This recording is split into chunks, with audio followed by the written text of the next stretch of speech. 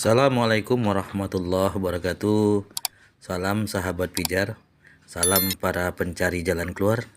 Kali ini kita akan menukilkan sebuah ceramah dari Dr. Haji Agus Ali Fauzi PGD Valmed ECU dalam sebuah seminar. Kami nukilkan sengaja untuk Anda supaya kita bisa mengambil kesimpulan dari masalah yang terbesar dalam diri kita, masalah sabar. Kolesterol itu bukan dari makanan.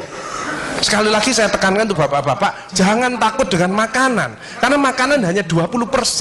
Asal hatinya ditata.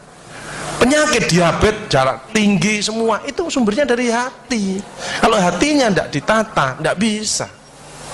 Kadang-kadang saya luak suami istri datang ke manten gitu, lo suaminya pengen ketemu reuni, pengen ngicipi gule, baru ngambil sak sendok ditamplek, ojo iku ya, pindah kekil tamplek manek, ojo iku ya, hari diuncangno sak karepmu bu, wis mbuh dhisik melarat gak iso tuku, saiki gratis gak oleh mangan, iki apa maksudnya?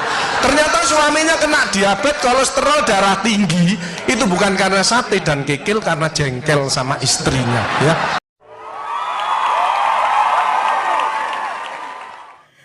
Saudaraku, itulah cuplikan dari penyampaian daripada Dr. Agus yang menyatakan sebenarnya penyakit salah satu kolesterol, diabetes dan lain-lain adalah dikarenakan makanan cuma 20%. Sisanya karena faktor menata hati. Hati seseorang ketika tidak ditata, artinya tidak ditenangkan, dihantui dengan perasaan, dipusingkan dan segala macam peristiwa-peristiwa, musibah-musibah, kegalauan-kegalauan dan efek negatif dari pikiran-pikiran yang tidak tertata dalam hati, ini akan lebih berperan dalam menimbulkan macam-macam penyakit yang ada di dalam tubuh kita. Saudaraku, sangat luar biasa paparan daripada Dr. Agus tadi. Ini menyampaikan perihal tentang kesamaan pandangan agama, pandangan tauhid, pandangan cerita keimanan yang mengharuskan kita untuk menata hati, karena di dalam hati yang baik, di dalam hati yang penuh amal soleh, dan di dalam hati yang penuh ingatan kepada Allah, maka disitulah kesehatan fisik, kesehatan rohani, kesehatan pikiran akan terpengaruh karena hati yang tenang. Berbagai macam kesulitan, salah satunya termasuk penyakit, dan lebih utama lagi perihal masalah-masalah yang mengganggu jalan kehidupan kita setiap hari, itu sumbernya adalah di pikiran. Ketika pikiran itu tidak mampu mencerna dan mampu memilah-milah mana yang harus disegerakan, diselesaikan, mana yang harus pending dulu, atau mana yang bisa diselesaikan dengan cara sendiri atau melalui bantuan orang lain. Inilah cara menata pikiran. Nah, pikiran ini sebenarnya sangat-sangat dipengaruhi oleh hati. Ketika hati kita kuat, dengan kepahaman tentang ketuhanan, keyakinan bahwasanya setiap masalah yang kita hadapi adalah tidak akan lebih daripada kemampuan yang kita miliki, maka kita akan menjadi orang yang tidak sabar menghadapi masalah, bahkan cenderung untuk menyalahkan segala macam sebab-sebab yang memungkinkan masalah itu terjadi. Bahkan termasuk penyakit pun selalu juga kita sering menyalahkan karena makanan yang dibuat istri, atau minuman yang kita buat, atau makanan yang dimakan melalui dibeli di jalan, atau segala macamnya. Padahal sebagaimana yang dibilang dokter tadi, hanya 20% pengaruh daripada makanan ke dalam penyakit di badan kita. Sisanya adalah bagaimana kita memanajemen hati, memanajemen kolbu. Nah, hati di sini kaitannya dengan sabar.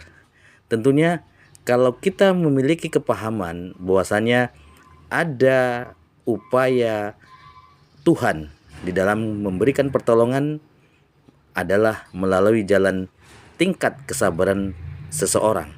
Semakin sabar seseorang itu, semakin yakin kepada Sang Pencipta, maka disitulah letak bagaimana dia bijaknya menyelesaikan segala macam masalah-masalah yang menimpa dirinya.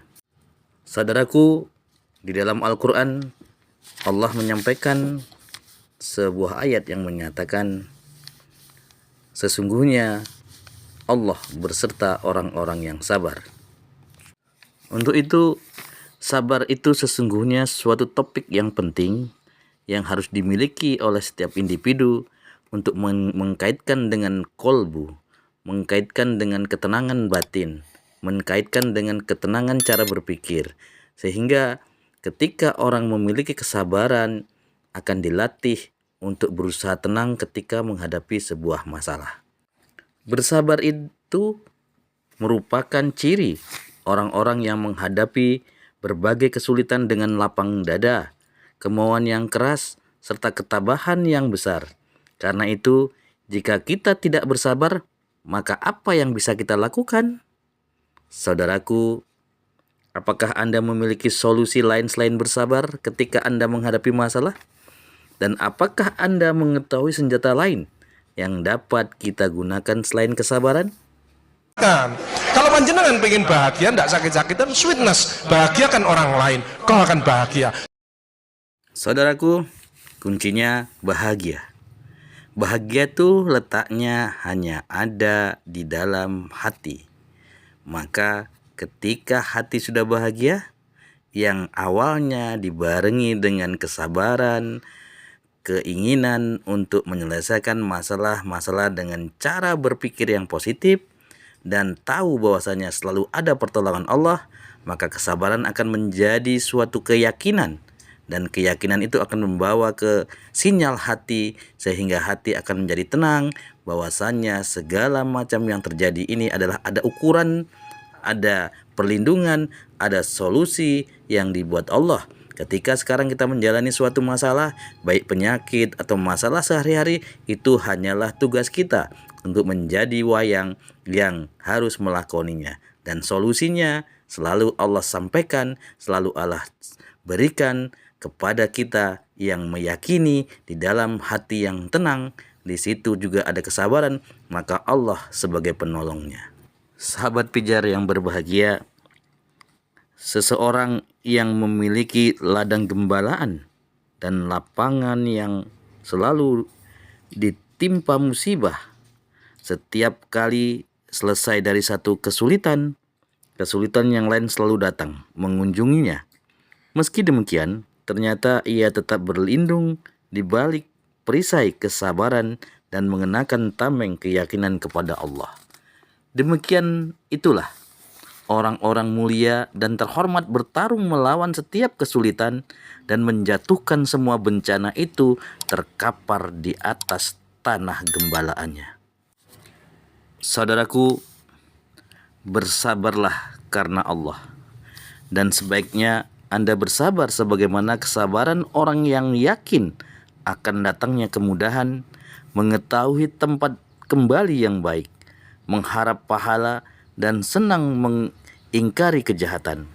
Seberapapun besar permasalahan yang Anda hadapi, tetaplah bersabar, karena kemenangan itu sesungguhnya akan datang bersama dengan kesabaran. Jalan keluar datang bersama kesulitan, dan dalam setiap kesulitan itu ada kemudahan.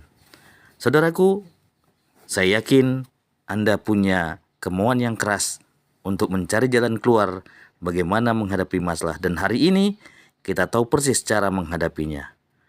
Saya pernah membaca biografi sejumlah orang terkenal, dan saya tertegun dengan besarnya kesabaran dan agungnya ketabahan mereka. Deraan musibah itu mereka anggap sebagai tetesan air dingin yang memercik di kepala mereka. Luar biasa. Mereka tak tergoyahkan laksana gunung dan menancap jauh ke dalam kebenaran.